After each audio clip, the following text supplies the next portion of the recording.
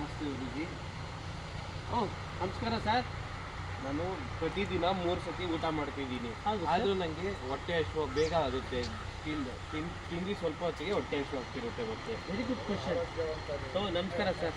ವೀಕ್ಷಕರೇ, ನಿಮಗೂ ಈ ಥರ ಆಗ್ತಾ ಇದೆಯಾ? ನೀವು ಒಳ್ಳೆ ಊಟನೂ ಮಾಡ್ತಾ ಇದ್ದೀರಾ, ಆದರೂ ನಿಮ್ಗೆ ಹಸಿವು ಜಾಸ್ತಿ ಆಗ್ತಾ ಇದೆ. ನಿಮಗೆ ಆರೋಗ್ಯದಲ್ಲಿ ತೊಂದರೆ ಇದೆ ಅಂತ ಗೊತ್ತಾಗ್ತಾ ಇದೆಯಾ? ನೀವು ಊಟ ಮಾಡಿದ್ರೂ ಹೇಗೆ ನಿಮ್ಗೆ ಆಗ್ತಾ ಇದೆ ಅಂದರೆ, ನಾವು ತಿನ್ನೋ ಆಹಾರದಲ್ಲಿ ಕರೆಕ್ಟಾಗಿ ಫೈಬರ್ ಕಂಟೆಂಟ್ಸ್ ಕೊಟ್ಟಿರೋದಿಲ್ಲ.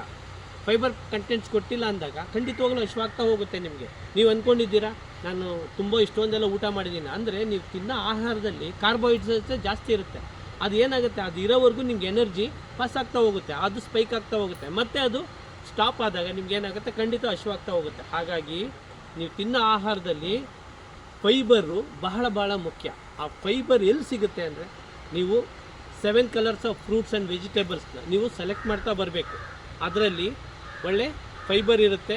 ನಿಮ್ಮ ಆಹಾರದ ಜೊತೆಯಲ್ಲಿ ಇದನ್ನು ಮಿಕ್ಸ್ ಮಾಡ್ಕೊತ ಬಂದರೆ ಖಂಡಿತವಾಗ್ಲೂ ನಿಮ್ಮ ಆರೋಗ್ಯ ಸೂಪರಾಗಿರುತ್ತೆ.